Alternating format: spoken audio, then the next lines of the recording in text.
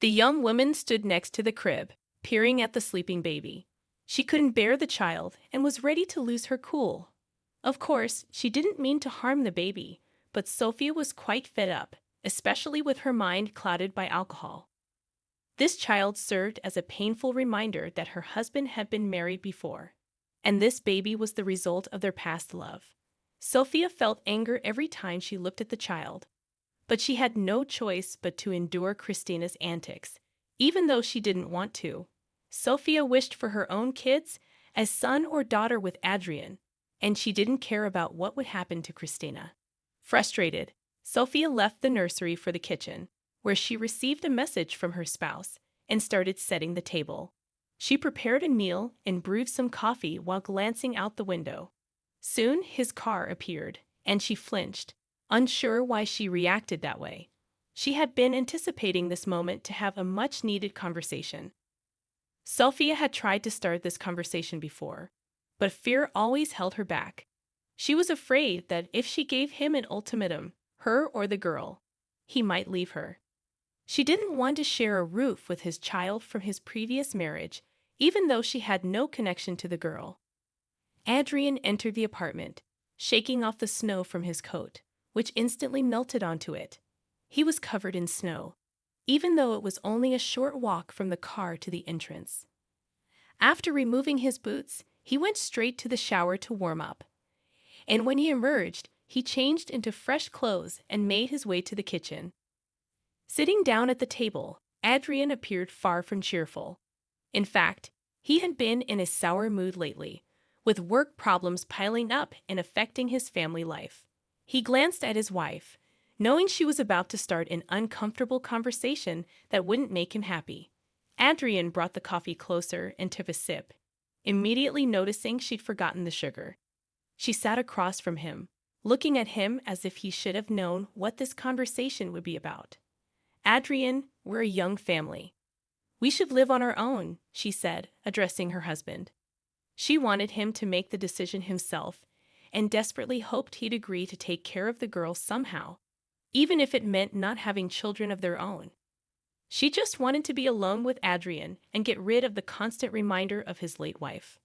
Really, Adrian, we should have our own children or just be a couple. She's a complete stranger to me. Why do we need someone else's child in our home? You don't even deal with her. You don't interact or communicate with her at all. Why should I be the one dealing with it? She pressed, urging him to see her perspective. Adrian replied calmly, well, let's start with the fact that you're a woman. He felt anger brewing inside him, irritated by his wife's repeated conversations on this topic. It seemed she would continue until the very end. He continued, why do I have to listen to all this right now? You stay home all day, and I provide for you. All you're required to do is clean the house, cook meals, and take care of the child. That's it. Instead of saying thank you for my constant hard work, I have to listen to your complaints. Sophia, exasperated, retorted, yeah, whatever, Adrian. What complaints? I just want us to be a happy family, not like we took in a girl no one wants. I'd understand if you actually cared for her, spent time with her. But you brought her home like a pet, and I'm stuck dealing with her. Sophia calmly expressed her frustration, though there were hints of tension in her voice, like she was on the edge of losing her cool. She had promised herself to keep the conversation civil this time, hoping to avoid the outbursts that hadn't worked in the past. She was desperate to get the girl out of their house. Their talk grew louder and more intense, and the little girl, whom Sophia thought was asleep, was actually wide awake. She cracked her door open and overheard the heated discussion in the kitchen. Quietly, she dialed her father's sister's number, which she had memorized. Her aunt had made her remember it for moments like this. As Christina spoke to her aunt, Carolina, on the phone, she shared what was happening at home. Carolina listened carefully, but had her own thoughts in mind. She assured the little girl that she would handle everything and told her not to worry. Carolina also instructed Christina to delete the call from the phone to keep it a secret.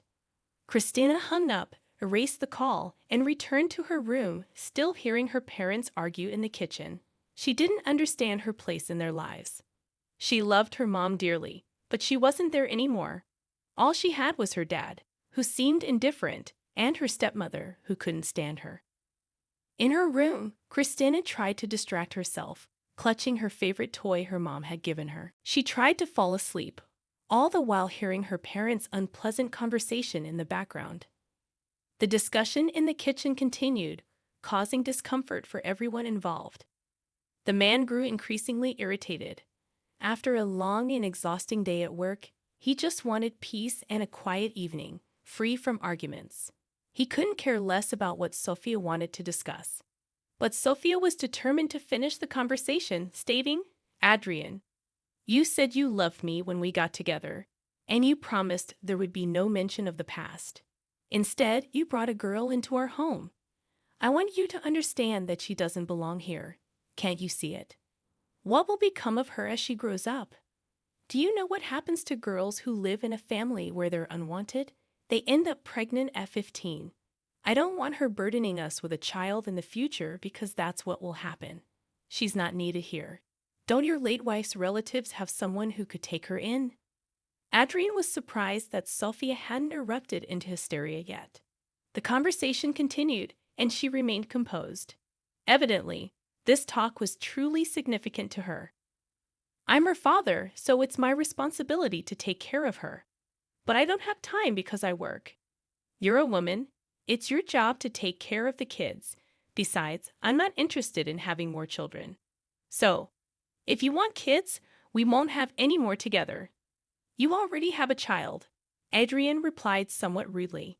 He grabbed his plate of food and retreated to the living room, turning on the TV to drown out his wife's words. Meanwhile, in the kitchen, Sophia sat at the table, her face buried in her hands. She had hoped this conversation would change things, but deep down, she knew it wouldn't. Time had passed, and her attempts to break through this wall had failed. She glanced at her husband, who shook his head in disagreement. Feeling defeated, she stood by the doorway, wondering if she would ever succeed. The answer eluded her. Cleaning up the kitchen, she put away the food and then went to bed, wrapping herself in a blanket and quickly falling asleep. Late into the night, the man sat on the couch, haunted by his wife's words echoing in his mind. He partly agreed with her. The girl wasn't wanted in their home. Yet, he couldn't just send her away to an orphanage.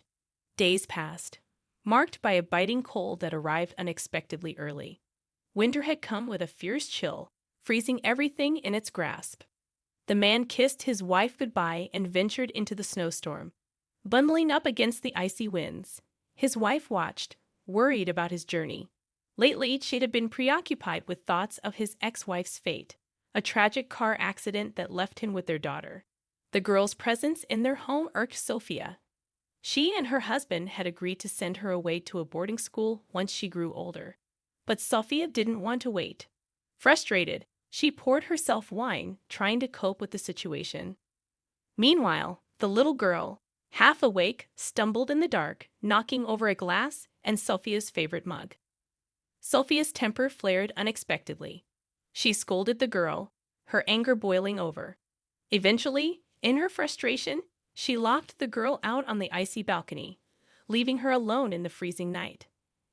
The little girl was only wearing a thin tank top, and in that cold weather, she quickly felt the freezing chill. What happened next is too scary to even think about. Adrian had a really tough day at work that drained him emotionally. To cope, he met up with an old friend, went to a bar, danced with young girls, and only after that did he go home. It felt like a little break, a sigh of relief. His exhaustion had built up so much that he couldn't see anything around him. Work, constant fights with his bosses, pending projects. It was overwhelming. Tired, he looked around.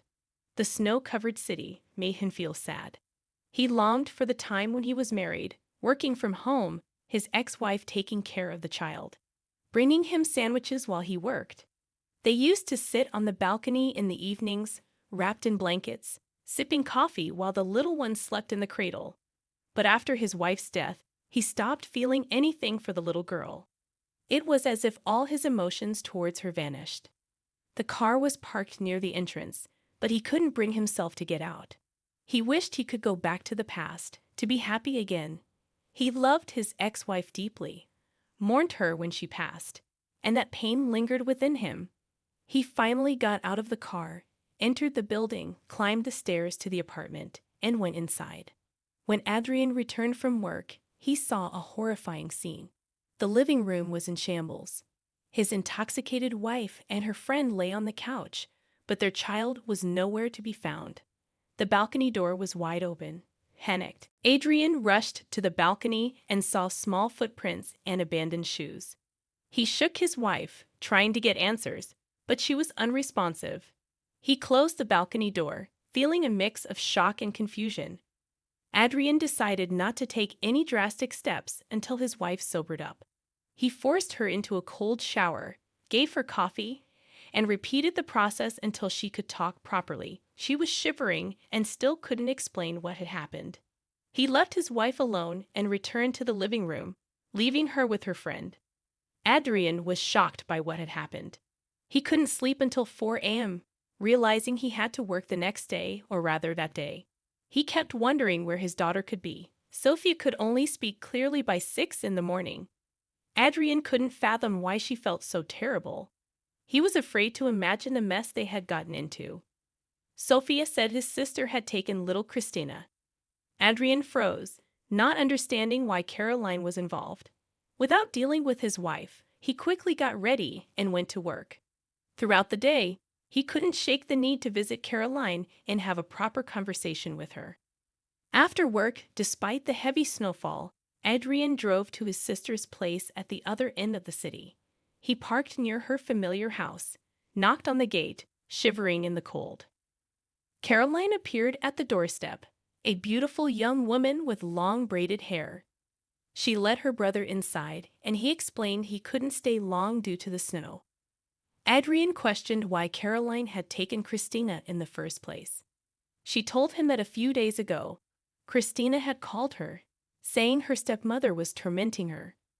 When Caroline arrived, she found the girl in a terrible state because Sophia had put her on the icy balcony in just a tank top. Caroline quickly took Christina to the hospital, wrapping her in a fur coat to warm her up. Meanwhile, Sophia was busy getting drunk with her friend, completely unaware of what was happening. The doctor assured them that Christina would be fine, but they needed to keep her under observation due to severe hypothermia. Caroline couldn't understand Adrian's calm reaction. She was furious that he hadn't protected his daughter. A real father, she thought, would have confronted his wife for nearly killing their child.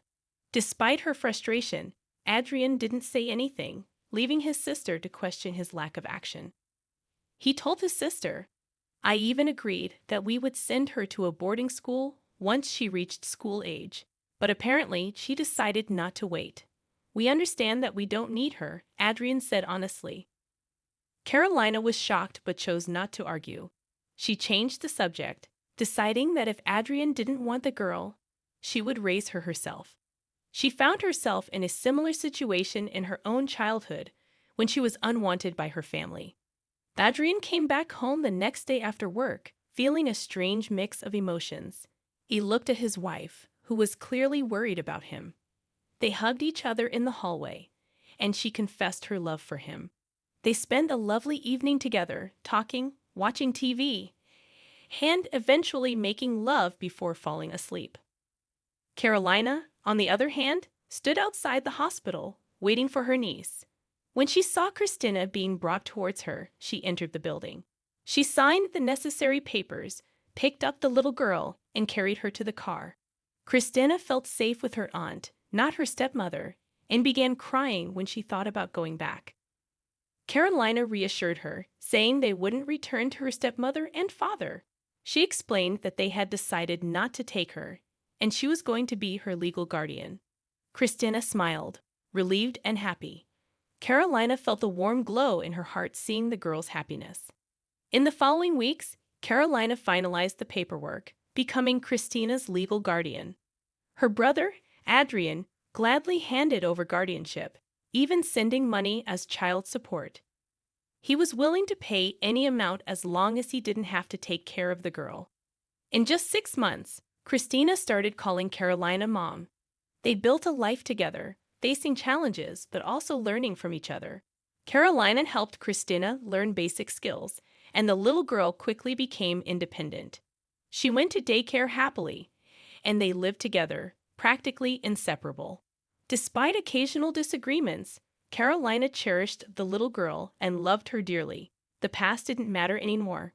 What mattered was that Christina was safe and happy.